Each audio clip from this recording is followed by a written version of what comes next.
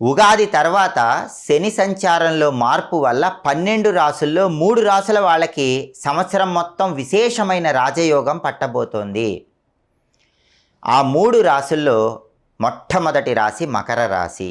దానికి కారణం ఏంటంటే 2025 సంవత్సరం మార్చి నెల 30వ తేదీ శని భగవానుడు కుంభరాశిలో నుంచి మీనరాశిలోకి ప్రవేశిస్తున్నాడు.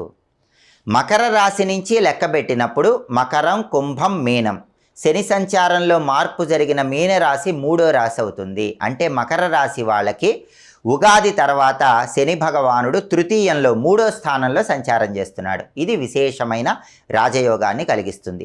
3వ స్థానంలో శని చాలా బలంగా ఉంటాడు. తృతీయంలో శని ఉన్నప్పుడు కష్టానికి తగిన ప్రతిఫలం ఖచ్చితంగా లభిస్తుంది. సోదరులతో ఉన్న గొడవలన్నీ తొలగిపోతాయి. ప్రాపర్టీస్ పరంగా విశేషమైన లాభం చేకూరుతుంది. అనుకున్న పనులు అనుకున్నట్లు మకర రాశి వాళ్ళు దిగ్విజయం